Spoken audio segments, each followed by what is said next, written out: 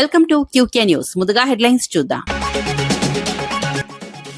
డీరెగ్యులైజేషన్ phase 2 పై CM Chandrababu సమీక్ష. పరిశ్రమల నిబంధనలు సరళీకరించాలని అధికారులకు ఆదేశాలు. పర్మిషన్లను సింగిల్ డిజిట్ లోకి తీసుకురావాలని సూచన. స్పీడ్ ఆఫ్ డూయింగ్ బిజినెస్ అమలు చేస్తున్నామని వెల్లడి. రైతులకు మద్దతు ధర ఇవ్వడంలో ప్రభుత్వం విఫలమైందన్న హరీష్.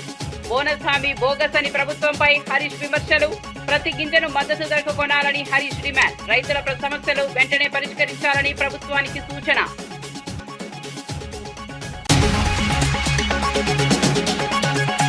మహిళలపై కాంగ్రెస్ మాట్లాడలేదని రామచంద్రరావు విమర్శ. మహిళా రిజర్వేషన్ల కోసం బీజేపీ కృషి చేస్తోందని వ్యాఖ్య. రైతు ఆత్మహత్యలపై కాంగ్రెస్ స్పందించడం లేదని ఆరోపణ. మహిళా సాధికారతతో కాంగ్రెస్ విఫలమైందని విమర్శ. న్యాయవాదికి ఆల్కహాల్ టెస్టు ఘటనపై సీఏ వివరణ. మద్యం సేవించి వచ్చాడనే అనుమానంతో పరీక్ష చేశామని వ్యాఖ్య.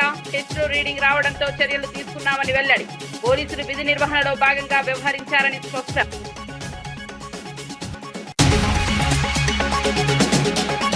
కేటీఆర్ పాదయాత్రలపై బీర్లా ఐలయ్య తీవ్ర వ్యాఖ్యలు. పాదయాత్రలతో తప్పులు జరిగిపోవని ఐలయ్య విమర్శ. పార్టీ పేరు మార్పు భయంతో చేస్తున్నారని ఆరోపణ. ప్రజలు ఇప్పటికే బీఆర్ఎస్ ను తిరస్కరించారని వ్యాఖ్య. ఆంధ్రప్రదేశ్ సీఎం చంద్రబాబు నాయుడు డీరెగ్యులైజేషన్ ఫేజ్ 2 విధానాలపై సమీక్ష నిర్వహించారు. పరిశ్రమల ఏర్పాటులో వేగం పెంచేందుకు నిబంధనలను సరళీకరించాలని ఆదేశించారు. 800కు పైగా నిబంధనలను 100 లోపలకు తీసుకురావాలని సూచించారు. పర్మిషన్లు, లైసెన్సులను సింగిల్ డిజిట్ లోకి తీసుకురావాలని చెప్పారు. ఈజ్ ఆఫ్ డూయింగ్ బిజినెస్ స్థానంలో స్పీడ్ ఆఫ్ డూయింగ్ బిజినెస్ అమలు చేస్తున్నామని తెలిపారు. మే నెలాఖరులోగా ఈ విధానాన్ని అమల్లోకి తీసుకురావాలని అధికారులకు ఆదేశించారు. అటవీ చట్టాల సరళీకరణపై కేంద్రంతో చర్చలు జరిపారు. పరిశ్రమల అభివృద్ధికి ఇది దోహదపడుతుందని పేర్కొన్నారు.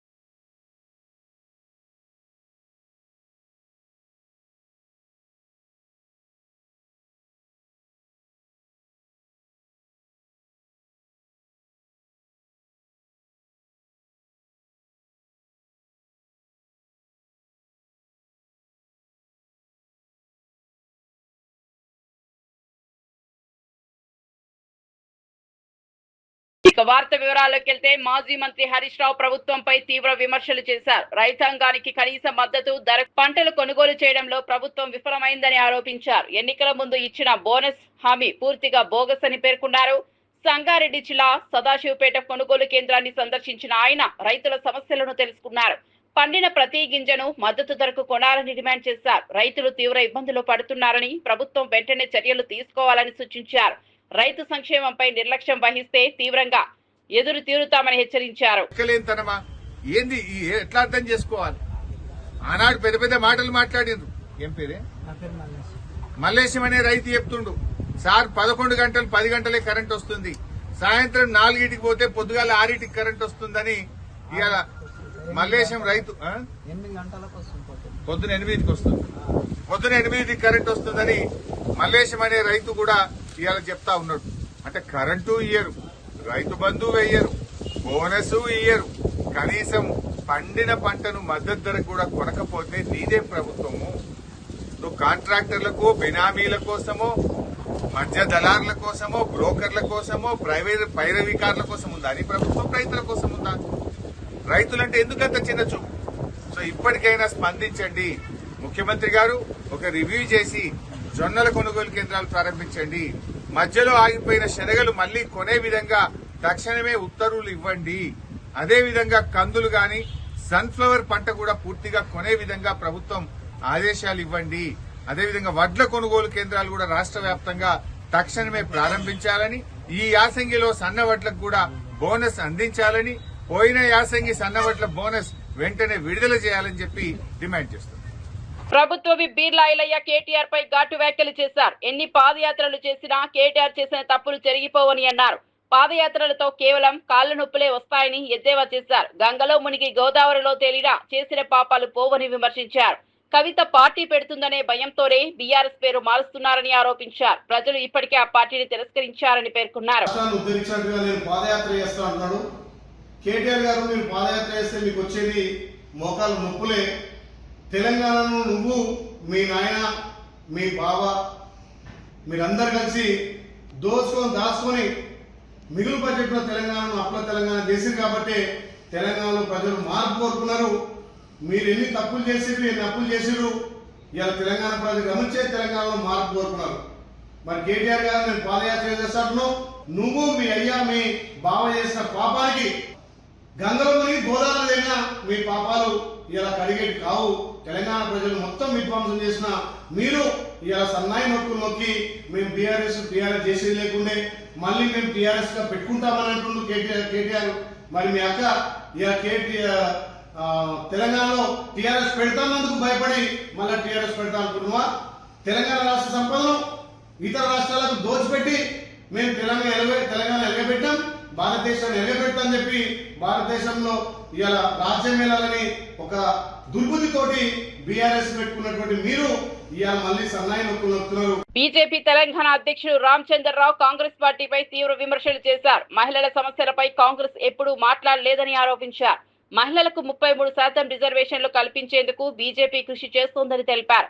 వికసిత్ భారత్ లక్ష్యంతో మహిళల కోసం ప్రత్యేక బిల్లు తీసుకురాబోతున్నామని చెప్పారు.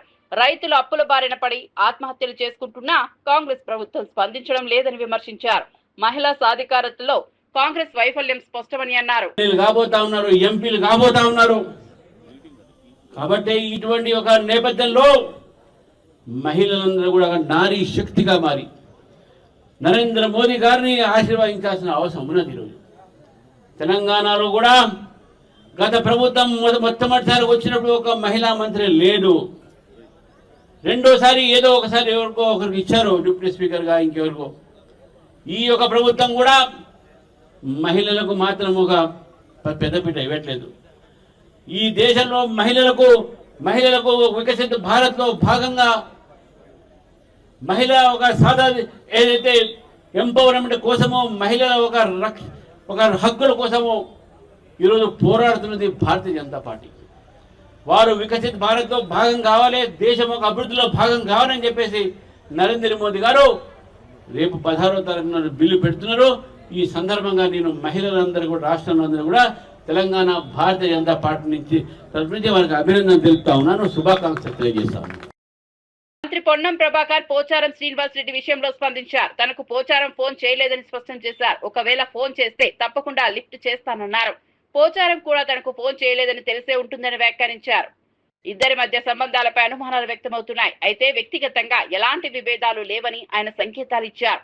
ఈ అంశం రాజకీయ వర్గాల్లో ఆసక్తి రేపుతోంది. భవిష్యత్తులో ఇద్దరు నేతలు కలుస్తారా అనే చర్చ జరుగుతోంది. వాళ్ళ పిఆర్సీకి సంబంధించి ఆలోచన చేస్తున్నాం, పాత పిఆర్సీలు ఇచ్చినాం, వాళ్ళ కారుణ్య నియామకాలు చేస్తున్నాం. మొట్టమొదటిసారి 3 మెన్ కమిటీ వేసి డిస్మిస్ అయిన వాళ్ళకు కూడా దాదాపు 300 మందికి ఉద్యోగాలు ఇచ్చినాం. ఇన్ఫ్రాస్ట్రక్చర్ పెంచుతున్నాం, బస్సులు పెంచుతున్నాం, ఉద్యోగ నియామకాలు చేపడుతున్నాం. కాబట్టి ఇప్పుడే గాడిన పడుతున్న ఆర్టీసీని మూలిజే నక్క మీద తాటిపట్టు పడ్డట్టుగా ఇటువంటి ప్రేరేపితమైన అంశాలకు దయచేసి అట్రాక్ట్ కావద్దని నేను కార్మికులందరికీ హృదయపూర్వకంగా విజ్ఞప్తి చేస్తాను. వాళ్ళ సమస్యలు వినడానికి, పరిష్కారం చేయడానికి ప్రభుత్వం, నేను కానీ మేనేజింగ్ సంస్థ కానీ లేదా గౌరవ ముఖ్యమంత్రి గారిని అందరూ కూడా సిద్ధంగా ఉన్నారు. నిన్న కూనంనేని సాంబశివరావు గారు కూడా ముఖ్యమంత్రికి లేఖ రాసినారు. కాబట్టి మేము దానికి సంబంధించిన విషయాల్ని నేను వారిని మరొకసారి నేను కోరుతాను. గతంలో కూడా నేను అదే మాట చెప్పినాం. ఇప్పుడు కూడా ఆ 2 అంశాలు తప్ప ఏ సమస్య ఉన్నా పత్రికల ముందు చెప్తాను. అన్ని సమస్యల్ని మేము పరిష్కరించాలని సిద్ధంగా ఉన్నాం. జగిత్యాల జిల్లా కాంగ్రెస్ పార్టీలో అంతర్గత విభేదాలు బయటపడ్డాయి. ఎమ్మెల్యే సంజయ్ తీరుపై సీనియర్ నాయకులు అసంతృప్తి వ్యక్తం చేస్తున్నారు. మున్సిపల్ కోఆప్షన్ ఎంపికలో న్యాయం జరగలేదని ఆరోపిస్తున్నారు. బీఆర్ఎస్ నుంచి వచ్చిన వారికి ప్రాధాన్యం ఇస్తున్నారని మండిపడుతున్నారు. సీనియర్లు సీఎం రేవంత్ రెడ్డిని కలవడానికి సిద్ధమయ్యారు. మంత్రి అడ్లూరి సహకారంతో అపాయింట్మెంట్ తీసుకున్నప్పటికీ చివరి నిమిషంలో రద్దు కావడంతో ఉత్కంఠ నెలకొంది. ఈ పరిణామాలు పార్టీలో చర్చకు దారితీశాయి. స్థానికంగా కాంగ్రెస్ లో విభేదాలు మరింత పెరిగే సూచనలు కనిపిస్తున్నాయి. కారణం ఏంటంటే మేము సీనియర్ కాంగ్రెస్ పార్టీ కార్యకర్తలు నాయకులు కూడా వేరే పార్టీలో ఇప్పుడు పోలేదు. ఇప్పుడు మాకున్న మా పార్టీ మా నాయకుడు జీవన్ రెడ్డి గారి పార్టీ మారడం వల్ల మేమంతా అయోమయంలో ఉన్నాం. కాంగ్రెస్ పార్టీకి యాభై పనిచేసేటప్పుడు వేరే పార్టీకి వెళ్ళి పనిచేయలేము. కాబట్టి మేము మా పరిస్థితి ఏంటిది? ఇప్పుడు జిల్లాలో మా పరిస్థితి ఏంటిదని చెప్పని ఈ విషయంలో కూడా క్లారిటీగా ముఖ్యమంత్రి గారిని తెలుసుకొని మమ్మల్ని ఏ ప్రోత్సహిస్తారు, మమ్మల్ని ఏ విధంగా వారికి చెప్తారని ఉద్దేశం కొద్ది మేము అందరం కలిసి పోవడం జరుగుతుంది. ఈ విషయంలో కూడా మేము సీనియర్గా కాంగ్రెస్ పార్టీకి కట్టుబడి కాంగ్రెస్ పార్టీ కార్యకర్త పనిచేస్తాం. కానీ మమ్మల్ని ఈ 40 ఏళ్ళు 30 ఏళ్ళు పనిచేసిన వాళ్ళు మాకు ఎలాంటి ఇప్పటిదాకా న్యాయం జరగలేదు. ఇప్పటికైనా న్యాయం జరుగుతుంది. ఈరోజు మేము వేరే పార్టీలో ఉండలేము కావాలి. మాకు ఇదే కాంగ్రెస్ పార్టీ మాకు నమ్మకం కాబట్టి ఆ కాంగ్రెస్ పార్టీలో మమ్మల్ని ఏ విధంగా ప్రోత్సహిస్తారో ముఖ్యమంత్రి గారికి వివరంగా వివరిస్తే వారి సలహా ఏముందో పార్టీకి విని నిర్ణయం తీసుకుంటాం. మంత్రి అడ్లూరి లక్ష్మణ్ కేటీఆర్ పై తీవ్ర విమర్శలు చేశారు. బీఆర్ఎస్ సిద్ధాంతమే దాచుకో అని ఆరోపించారు. కేటీఆర్ ఆ విధానానికి పేటెంట్ దారుడని ఎద్దేవా చేశారు. అసూయతోనే ప్రభుత్వంపై బురద చెల్లుతున్నారని అన్నారు. దమ్ముంటే ఆరోపణలను ఆధారాలతో నిరూపించాలని సవాల్ విసిరారు. 2029లో కాంగ్రెస్ మళ్లీ అధికారంలోకి వస్తుందని ధీమా వ్యక్తం చేశారు. ప్రజల మద్దతు కాంగ్రెస్ కే ఉందన్నారు. కేటీఆర్ టీఆర్ఎస్ పార్టీ వాళ్ళు మమ్మల్ని అంటే ఏంటండి నాకు అర్థం కాదు. మేము ఎక్కడ దోసుకున్నామో చెప్పమండి. దమ్మును వాళ్ళ దగ్గర మొత్తం మీడియా పత్రికలు ఉన్నాయి కదా వాళ్ళ దగ్గర రాయమనండి. ఎక్కడెక్కడ దోసుకున్నామో ఏడు తప్పులు చేసినామో రాయమనండి. దమ్ము ఉంటే ఆధారాలు ఉంటే నిరూపించమనండి. కేంద్రంలో బీజేపీ వాళ్ళే కదా, వాళ్ళ డిఎన్ఏ కదా. కేంద్ర దర్యాప్తుదారు ఏ మంత్రి తప్పు చేసిండు, ఏ శాఖల పొరపాటు జరుగుతుంది, ఏ మంత్రి ఎలాంటి పొరపాటు చేసిండు చెప్పమనండి దమ్ముంటే. ఏదో విధంగా గౌరవ ముఖ్యమంత్రి రేవంత్ రెడ్డి గారి పరిపాలన రేపు 2029లో కూడా మళ్ళీ ముఖ్యమంత్రి గారి అధికారంలోకి వస్తాడు. ప్రజలు మమ్మల్ని నమ్ముతలేరు. ఆల్రెడీ 2023లో మార్పు కోరుకుని ప్రజలు మమ్మల్ని దూరం పెట్టిళ్ళు, మమ్మల్ని కూడా కొట్టిళ్ళు. మళ్ళీ పార్లమెంట్ ఎలక్షన్స్ వస్తే మా అడ్రస్ లేదు, సర్పంచ్ ఎలక్షన్స్ వస్తే మా అడ్రస్ లేదు, మున్సిపాలిటీ ఎలక్షన్స్ వస్తే మా అడ్రస్ లేదు. ఇప్పుడు మా తెలంగాణ ఆశా భాష మాటతోని ఏదైతే ఈ రాష్ట్రంలో ముఖ్యమంత్రి ఉన్నాడా, ఈ రాష్ట్రంలో మంత్రులు పనిచేస్తానులా, ఈ పరిపాలన ఎక్కడ ఉన్నదా అంటే నువ్వు ఒకసారి గుర్తు తెచ్చుకో. ఫస్ట్ నీ ఇంట్లో కుటుంబ సభ్యులు మీ కవిత ఉంది కదా మీ అక్క, ఆమె మాట్లాడిన అన్నిటికీ జవాబు చెప్పి మా మీద మాట్లాడు. ఏమైనా మానం ఉంటే, ఏమాత్రం నీకు పౌరుషం ఉంటే మీ కవిత సోదరిమని మాట్లాడిన కవిత సోదరిమని మాట్లాడకు జవాబు చెప్పి మా మీద మాట్లాడు. TPCC chief Mahesh Kumar Goud BRS పేరు మార్పుపై స్పందించారు. బీఆర్ఎస్ ను టీఆర్ఎస్ గా మార్చాలనుకోవడం సంతోషకరమని వ్యాఖ్యానించారు. అయితే పేరు మార్చినా ప్రజలు ఆదరించరని అన్నారు. గత 10 ఏళ్ల పాలనలో చేసిన అభివృద్ధి నష్టాలపై సమాధానం చెప్పాలని డిమాండ్ చేశారు. బీఆర్ఎస్ ప్రజలను పట్టించుకోలేదని విమర్శించారు. ప్రస్తుతం కాంగ్రెస్ ప్రభుత్వం ప్రజలకు అండగా ఉందన్నారు. పార్టీగా మారుస్తామంటా ఉన్నా సంతోషం. మీరు టీఆర్ఎస్ పార్టీగా మార్చినా లేదు, మీరు రూపాయికారు ఒప్పందంలో బీజేపీ పార్టీని కలుపుకొని బీజేపీ ఆర్ఎస్ అని మార్చుకున్నా మాకేం అభ్యంతరం లేదు. రేపటి ఎన్నికల సమయంలో అది బీఆర్ఎస్ అయినా, బీజేపీ ఆర్ఎస్ అయినా, టీఆర్ఎస్ అయినా ప్రజలు ఆదరించే పరిస్థితే లేదు. కారణం వీళ్ళ కాంగ్రెస్ పార్టీ ఇస్తున్న సంక్షేమం. మీరు 10 ఏళ్ళు పట్టించుకున్నటువంటి బీద ప్రజల్ని కాంగ్రెస్ పార్టీ వాళ్ళు పట్టించుకొని నెత్తిన పెట్టుకొని నడుస్తూ ఉంది. మీరు 10 ఏళ్ళు ఒక్క రేషన్ కార్డు ఇవ్వలే. మేము అర్హత కలిగిన ప్రతి పేదవాడికి కాంగ్రెస్ ప్రభుత్వం రేషన్ కార్డు ఇచ్చింది. ఒక్క డబుల్ బెడ్రూమ్ ఇయ్యలే, ఇల్లు ఇయ్యలే. వీళ్ళు అర్హత కలిగిన ప్రతి పేదవాడికి ఇందిరం ఇల్లు ఇస్తూ ఉన్నాం. మీరు కరెంటు బిల్లులు మోపి తడిసాడు, మోపి నడ్డి విరిచే పరిస్థితి చేసినా వీళ్ళు ఉచితంగా 200 యూనిట్ల వరకు కరెంట్ ఇస్తూ ఉన్నాం. అన్నిటికీ మించి చరిత్రాత్మక కార్యక్రమం సన్నబియ్యం ఇస్తే ప్రజలు రుచిగా తిని ఆస్వాదిస్తూ ఉన్నారు. ప్రజలు ఇంత సంతోషకరంగా ఉన్నటువంటి పరిస్థితుల్లో ఒకవైపు అభివృద్ధి, ఒకవైపు సంక్షేమిస్తున్నటువంటి కాంగ్రెస్ పార్టీని ఎదుర్కొనే పార్టీ వచ్చే రాజకీయ సమయంలో లేనే లేదు.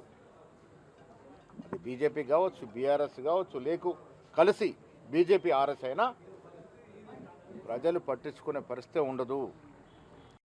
పంజాగుట్ట సీఐ రామకృష్ణ న్యాయవాదికి ఆల్కహాల్ టెస్ట్ చేసిన ఘటనపై వివరణ ఇచ్చారు. పోలీస్ స్టేషన్ కు మద్యం సేవించి వచ్చాడనే అనుమానంతో పరీక్ష చేసినట్లు తెలిపారు. టెస్టులో 27గా రీడింగ్ నమోదైందని చెప్పారు. దానికి అనుగుణంగా చర్యలు తీసుకున్నామని పేర్కొన్నారు. మంగ్లీపై ఫిర్యాదు వచ్చినప్పటికీ ఆధారాలు అందలేదన్నారు. పోలీసులు విధి నిర్వహణలో భాగంగా చర్యలు తీసుకున్నారని వివరించారు. ఈ ఘటనపై వివాదం నెలకొన్న నేపథ్యంలో సీఐ స్పందన ప్రాధాన్యత సంతరించుకుంది. ఇస్తా అని చెప్పేసి అన్నారు. సో మేము కూడా అదే అనుకున్నాం. ఇంతవరకు అతను ఇవ్వలేదు. మంగ్లీ ఇచ్చిన కంప్లైంట్ ఇచ్చారు. కంప్లైంట్ ఇచ్చిన తర్వాత దాని మీద మేము లీగల్ ఒపీనియన్ తీసుకొని ఏ విధంగా ప్రొసీడ్ కావాలని చెప్పేసి వెయిట్ చేస్తున్నాం. సుబ్బారావు ఆరోపణలకు సంబంధించి ఆర్థిక లావాదేవీలకు సంబంధించిన అంశం మాత్రం పంజాగుట్ట పోలీస్ స్టేషన్ తో ఎలాంటి సంబంధం లేదా? లేదు, పంజాగుట్ట పోలీస్ స్టేషన్ ఆ మైక్రో ఫైనాన్స్ సంబంధించిన దాంట్లో పెట్టుబడి పెట్టిన విషయాలు కానీ మాకు ఎటువంటి ఫిర్యాదు రావడం కానీ ఆ పరిధి కూడా మా దాంట్లో రాలేదు. ఒకవేళ మాకు కనుక కంప్లైంట్ కనిపిస్తే కన్సర్న్ పోలీస్ స్టేషన్ మేము దాన్ని ఫార్వర్డ్ చేయడం జరుగుతుంది. అన్ని కావాలని అడిగారు సార్. మీరు సుబ్బు ఫిర్యాదు మీద ఎలాంటి చర్యలు తీసుకున్నారు, మంగ్లీ ఫిర్యాదు మీద ఎలాంటి చర్యలు తీసుకున్నారు? ఇప్పటి వరకు జరిగింది ఏంటి? ఎవరైనా ఎవిడెన్స్ సమర్పించారా? సుబ్బారావు గారు వారం రోజుల క్రితం మాకు పోలీస్ స్టేషన్ లో కంప్లైంట్ ఇవ్వడం జరిగింది. కొంతమంది వ్యక్తులు అతన్ని బెదిరించారని చెప్పి, మధు తదితరులు బెదిరించారని చెప్పి, దాంట్లో మంగ్లీ అని చెప్పేసి ఒక సెలబ్రిటీ వాళ్ళ తమ్ముడు ఉన్నారని చెప్పేసి దాంట్లో పర్టికులర్ గా ఆయన మెన్షన్ చేశారు. దాంట్లో బెదిరించారు, తర్వాత మమ్మల్ని తిట్టారని చెప్పేసి ఆయన కంప్లైంట్ ఇచ్చారు. ఆ కంప్లైంట్ అనేది నాన్ కాగ్నిజబుల్ ఇంగ్రీడియంట్స్ ఉండడం వల్ల మేము కోర్టు పర్మిషన్ తీసుకుని దాంట్లో కేసు రిజిస్ట్రేషన్ చేయడం జరిగింది. సో ఇప్పటి వరకు కేసు రిజిస్ట్రేషన్ అయిన తర్వాత అతని ఇంతవరకు మాకు ఎటువంటి ఆధారాలు సమర్పించలేదు. దాంట్లో ఎవరెవరు ఆయన బెదిరించిన టైంలో ఉన్నటువంటి సాక్షులు కూడా ఎవరిని ప్రొడ్యూస్ చేయలేదు. దానికి సంబంధించి మేము కూడా మార్నింగ్ నుంచి కాల్ చేసాం. ఫోన్ కాల్స్కి అతను స్పందించలేదు. కాకపోతే నిన్న మంగ్లీ గారు నిన్న వచ్చి కంప్లైంట్ ఇవ్వడం జరిగింది. సత్యావతి మంగ్లీ ఆ కంప్లైంట్ ఇచ్చిన దాని ప్రకారం కూడా మేము కంప్లైంట్ తీసుకొని దాని మీద లీగల్ ఒపీనియన్ కోసం పెట్టామది. సాటర్డే అంగన్వాడీ ఫోన్ల కొనుగోలు వ్యవహారంపై ప్రభుత్వ వర్గాల్లో చర్చలు ప్రారంభమయ్యాయి. ఈ అంశంలో అనవసరంగా ఇరుక్కుపోయావా అనే సందేహాలు వ్యక్తమవుతున్నాయి. సీఎం రేవంత్ రెడ్డికి దగ్గరగా ఉన్న వ్యక్తిని కాపాడేందుకు ఓవర్ రియాక్షన్ జరిగిందనే అభిప్రాయాలు వినిపిస్తున్నాయి. ఫోన్ కాంటాక్టర్ల విషయంలో పలు అనుమానాలు వ్యక్తమవుతున్నాయి. పోలీస్ శాఖలు ఉపయోగించి వ్యవహారాన్ని ప్రభావితం చేశారనే ఆరోపణలు కూడా వినిపిస్తున్నాయి. ఈ వివాదం రాజకీయంగా వేడెక్కుతోంది. ప్రతిపక్షాలు తీవ్రంగా విమర్శలు చేస్తున్నాయి. ప్రభుత్వం నుంచి స్పష్టత కోసం డిమాండ్లు పెరుగుతున్నాయి. రాష్ట్రంలో లేకుంటే ఏ పర్యటనలు పోయినా ఎవరైతే ఒక వ్యక్తి ఉన్నాడో ఆ వ్యక్తే ఈ కాంట్రాక్టును సీతక్క గారి దగ్గర తీసుకుపోయి ఇదంతా చేసిరు కావచ్చని మాకు సమాచారం ఉన్నది. ఆ పేరు బయట పెట్టేసిండి, అయిపోతుంది. విచారణ చేస్తే తేలిపోతుంది కదా, మాది తప్పుందా మీది తప్పుందా, మా ఆరోపణల్లో తప్పుందా అని. మంత్రి సీతక్క బీఆర్ఎస్ పై తీవ్ర స్థాయిలో స్పందించారు. సోషల్ మీడియాలో తనపై తప్పుడు ఆరోపణలు చేస్తున్నారని మండిపడ్డారు. బీఆర్ఎస్ అనుబంధ హ్యాండిల్స్ ప్రచారం చేస్తున్న కథనాలపై కేటీఆర్ స్పందించాలని డిమాండ్ చేశారు. ఈ మేరకు ఆయనకు నోటీసులు పంపినట్లు తెలిపారు. కేంద్ర ప్రభుత్వం మార్గదర్శకాల ప్రకారమే అంగన్వాడీలకు ఫోన్లు ఇచ్చామని స్పష్టం చేశారు. అసెంబ్లీలో కేటీఆర్ ను టార్గెట్ చేసినందుకే తనపై తప్పుడు ప్రచారం జరుగుతోందని ఆరోపించారు. నిజాలను వక్రీకరించేందుకు ప్రయత్నిస్తున్నారని అన్నారు. దానికి బాధ్యులు పార్టీ అధినేతగా కేసీఆర్ గారు ఉన్నారు కాబట్టి వారు జవాబు చెప్పాలనే ఉద్దేశం తప్ప వారిని పర్సనల్ గా టార్గెట్ చేయాల్సిన అవసరం లేదు. వారి గురించి నేను ఎప్పుడు చిల్లరగా కూడా మాట్లాడలేదు. సైడ్ మీటింగ్ పబ్లిక్ 38,000 మంది అంగన్వాడీలకు సంబంధించినటువంటి ఫోన్లు మీటింగ్లు పెట్టి ఇస్తున్నాం. వాళ్ళ ఎమ్మెల్యేలు కూడా కరీంనగర్ లాంటి చోట్ల పాల్గొని వాళ్ళు కూడా పంచడం జరిగింది. నీకేమైనా డౌట్స్ ఉంటే నువ్వు నివృత్తి చేసుకో, కానీ బట్టగాల్సి మీదేస్తాం మీరు తుడుచుకోండి అంటే అది తప్పు. అందుకనే నేను చిత్తశుద్ధితో అందులో వాస్తవం లేదు కాబట్టి, వాళ్ళు చేసిన ఆరోపణలో వాస్తవం లేదు కాబట్టి ఇవ్వడం జరిగింది. గతంలో కూడా ఇలాగే నా మీద తప్పుడు ఆరోపణలు చేస్తే గతంలో కూడా బీఆర్ఎస్ పార్టీ సెల్ కు అంటే ఆ పార్టీకి అధినేతగా కేసీఆర్ గారు ఉన్నారు కాబట్టి వారికి ఆనాడు నోటీస్ ఇవ్వడం జరిగింది. ఈ రోజు కూడా ఇవ్వడం జరిగింది. ఒక తప్పును 10 సార్లు చెప్పడం మూలంగా నిజమైతే అనుకుంటున్నారు. 44,42,00,000 టెండరు. అది టీజీటీఎస్ కు టెక్నికల్ గా సెల్ ఫోన్ ఏముండాలి ఎట్లుండాలనేది వాళ్ళు చూసుకొని దానికి ఒక ఎక్స్పర్ట్ కమిటీ ఉంది, 5 మెన్ కమిటీ ఉంది. ఆ కమిటీ చేసినటువంటి సెలెక్షన్ ప్రకారమే ఆ టెండర్ ప్రాసెస్ జరిగింది. అక్కడ సీతక్క కూర్చోలే, సీతక్క సెలెక్షన్ చేయలే. కాబట్టి సీతక్క ఇవాళ మీరు చూడండి, అసెంబ్లీలో కేటీఆర్ గారిని నువ్వు తప్పు మాట్లాడుతున్నావు అన్న 3 గంటల నుంచి నా మీద ఈ ఆరోపణలు స్టార్ట్ చేశారు. ఆ తర్వాత బయటకు మళ్ళీ అదే అంటే మేము ఆల్రెడీ చెప్పడం జరిగింది. అది 55 కోట్లు కాదు, 44 కోట్లు మాకు కేంద్ర ప్రభుత్వం ఇచ్చింది. 11,800 రూపాయల లోపు 4G to 5 వరకు మీరు కొనుక్కోవచ్చు అని.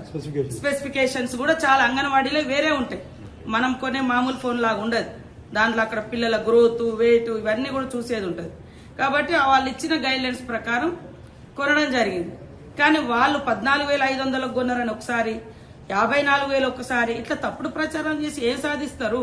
అందుకని కేసీఆర్ గారు స్పందించాలని నేను కేసీఆర్ గారికి, అది కూడా బీఆర్ఎస్ పార్టీ నుంచి official hand.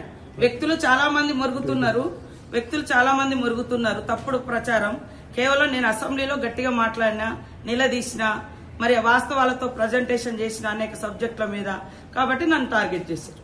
Why Satish Reddy anganwadi ఫోన్ల కొనుగోలు వ్యవహారంపై ఓపెన్ ఛాలెంజ్ విసిరారు. ప్రభుత్వం ఇచ్చిన Samsung A06 4G phone market ధర సుమారు 7,000 రూపాయలేనని పేర్కొన్నారు. అయితే ప్రభుత్వం 11,650 రూపాయలకు కొనుగోలు చేసిందని ప్రశ్నించారు. అదే ధరకు ఇతర రాష్ట్రాల్లో 5G ఫోన్లు ఇస్తున్నారని విమర్శించారు. మిగతా డబ్బులు ఎక్కడికి వెళ్తున్నాయో ప్రభుత్వం స్పష్టత ఇవ్వాలని డిమాండ్ చేశారు. ఈ అంశంపై పారదర్శక విచారణ జరపాలని కోరారు.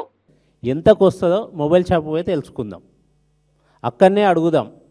మీరెంతకు కొన్నారు, ఆ మొబైల్ షాప్లో ఎంతకు అమ్ముతారు? ఓపెన్గా మొబైల్ షాప్లో 7,000 నుంచి 8,000కు వచ్చే ఫోన్ని మీరు 11,650 రూపాయలకు కొన్నామని మీరే చెప్పారు. అంత వ్యత్యాసం ఎందుకున్నది? ఆ డబ్బులు ఎటు పోతున్నాయి? ఒక పక్క 54 కోట్లతో టెండర్ వేసి 14,000 అని చెప్పుకుంటూ మీరు 11,650 అని చెప్తారు. ఇంకా మేము పక్క రాష్ట్రాల కంటే 150 రూపాయలు మిగిలిచ్చినాం మన రాష్ట్రానికి అని చెప్తున్నారు. కానీ పక్క రాష్ట్రాలు ఆంధ్రప్రదేశ్ అయినా, గుజరాత్ అయినా, త్రిపుర అయినా, ఈరోజు పంజాబ్ అయినా అన్ని రాష్ట్రాలు కూడా 5G మొబైల్స్ ఇస్తున్నాయి. మీరెందుకు 4G మొబైల్ ఇవ్వాల్సి వచ్చింది? మీరు చెప్పిన ప్రైస్లోనే అక్కడ 5G మొబైల్స్ ఇస్తుంటే మీరెక్కడ ఎట్లా 4G మొబైల్స్ ఇస్తారు? దీని మీద మేము ప్రశ్నిస్తుంటే మా మీద కేసులు, మా కృషాంక్ గారి మీద కేసు పెట్టారు. మా సోషల్ మీడియా మిత్రులని చెప్పుతో కొడతా అంటారు. అట్లే మా గౌరవ అధ్యక్షులు కేసీఆర్ గారిని ఒక లీగల్ నోటీస్ పంపించారు. ఇట్లా లీగల్ నోటీసులు పంపాలి, కేసులు పెట్టాలి, చెప్పులతో కొట్టాలంటే ఎక్కడో తెలంగాణ 35 లక్షల ఎకరాల్లో వరిధాన్యం పండే తెలంగాణని 1 కోటి ఎకరాలలో వరిధాన్యం పండించే తెలంగాణగా తయారు చేసి దానికి ప్రధాన కారణమైన కాళేశ్వరం ఇప్పటికీ. ఎమ్మెల్యే ప్రత్తిపాటి పుల్లారావు నీటి భద్రతపై కీలక వ్యాఖ్యలు చేశారు. మన భవిష్యత్తు పూర్తిగా నీటి భద్రతపై ఆధారపడి ఉందన్నారు. పల్నాడు జిల్లా నాదెండ్ల ఏపీడీఓ కార్యాలయంలో జరిగిన కార్యక్రమంలో పాల్గొన్నారు. సాగునీటి సంఘాల బాధ్యతలపై అవగాహన కల్పించారు. నియోజకవర్గంలోని 31 డ్రాపులను ఆధునీకరించి షట్టర్లు నిర్మించనున్నట్లు తెలిపారు. చివరి ఆయకట్టు భూములకు కూడా సాగునీరు అందేలా చర్యలు తీసుకుంటామని చెప్పారు. ప్రభుత్వం సూచనలను ప్రజలు పాటిస్తే మంచి ఫలితాలు సాధ్యమని పేర్కొన్నారు. రైతుల అభివృద్ధికి ప్రభుత్వం కట్టుబడి ఉందన్నారు. కార్యక్రమంలో అధికారులు, రైతులు పాల్గొన్నారు. Welcome to TV3 news. ముందుగా హెడ్లైన్స్ చూద్దాం. మరిన్ని అప్డేట్స్ కోసం చూస్తూనే ఉండండి TV3 news. Welcome to TV6 news. ముందుగా హెడ్లైన్స్ చూద్దాం. మరిన్ని అప్డేట్స్ కోసం చూస్తూనే ఉండండి TV6 న్యూస్. నిల్వ చేసుకోవాలి, నీటిని ఏ విధంగా పొదుపు చేయాలి, దాని మీద ఒక అవగాహన తీసుకురావడంతో పాటు ఈ కార్యక్రమాన్ని నిర్వహించడం జరుగుతూ ఉంది.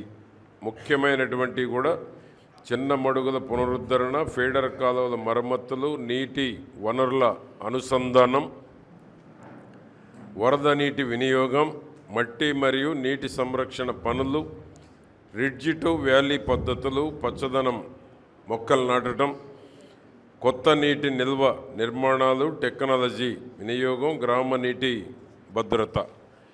మన నియోజకవర్గంలో ఎన్నైతే ఉన్నాయో డ్రాప్స్, షట్టర్లు మొత్తం చేపిస్తున్నాను. ఇప్పుడు డ్రాపులకు నిర్మాణంతో పాటు అన్ని షట్టర్లు పెడుతున్నాం. ఈ నియోజకవర్గంలో ఎన్ని డ్రాపులు ఉన్నాయో 31 డ్రాపులు. 31 డ్రాపులకి డ్రాపులు, షట్టర్లు అన్నీ బిగిస్తున్నాం. ఎందుకు? దిగువన ఉన్న వాళ్ళకు కూడా నీళ్లు రావాలని.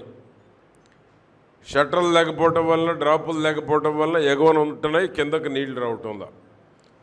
దిగువన ఉన్నటువంటి వారు చివరి భూములకు కూడా నీళ్లు వచ్చేటువంటి దానికి మనం ఇప్పుడు దాదాపు 3 కోట్ల రూపాయలు పైబడి షట్టర్లు, డ్రాపులకే ఇచ్చాం. డబ్బులు వచ్చినాయి మొత్తం వాటికే పెట్టాం. మరలా తిరిగి ఇప్పుడు ఇవి కావాలని కూడా అడుగుతున్నాం. వాగుల్లో పూడికలు, వాగుల్లో ఉన్నటువంటి కంప తొలగించటం, వాగులకు ఏదైతే అడ్డం పడతా ఉన్నాయో అవన్నీ తీసేటువంటి దానికి కూడా కొంత అమౌంట్ అడుగుతున్నాము. లిఫ్టులకు అడుగుతూ ఉన్నాం. కాబట్టి రేపు ఎల్నినో ప్రభావం కూడా ఉంటుందంటున్నారు. కాబట్టి నీటి భద్రత మీద ప్రత్యేకంగా ఈ ప్రోగ్రాం తీసుకున్నారు.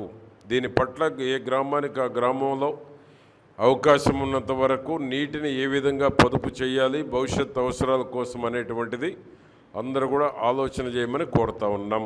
పంచాయతీల్లో డబ్బులు ఉన్నాయి, లింక్ రోడ్లు వేసుకోవచ్చు. డీరెగ్యులైజేషన్ ఫేజ్ 2 పై సీఎం చంద్రబాబు సమీక్ష. పరిశ్రమల నిబంధనలు సరళీకరించాలని అధికారులకు ఆదేశాలు. పర్మిషన్లను సింగిల్ డిజిట్ లోకి తీసుకురావాలని సూచన. స్పీడ్ ఆఫ్ డూయింగ్ బిజినెస్ అమలు చేస్తున్నామని వెల్లడి. రైతులకు మద్దతు ధర ఇవ్వడంలో ప్రభుత్వం విఫలమైందన్న హరీష్. బోనస్ హామీ బోగస్ అని ప్రభుత్వంపై హరీష్ విమర్శలు. ప్రతి గింజను మద్దతు ధరకు కొనాలని హరీష్ డిమాండ్. రైతుల సమస్యలు వెంటనే పరిష్కరించాలని ప్రభుత్వానికి సూచన.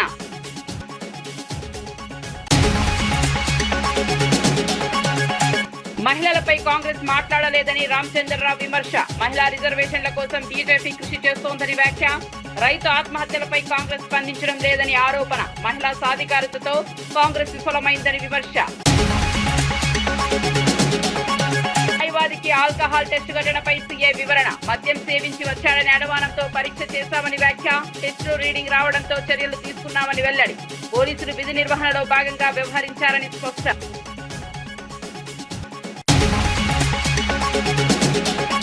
కేటీఆర్ పాదయాత్రలపై బీర్లా ఐలయ్య తీవ్ర వ్యాఖ్యలు. పాదయాత్రలతో తప్పులు జరిగిపోవని ఐలయ్య విమర్శ. పార్టీ పేరు మార్పు భయంతో చేస్తున్నారని ఆరోపణ. ప్రజలు ఇప్పటికే బీఆర్ఎస్ ను తిరస్కరించారని వ్యాఖ్య.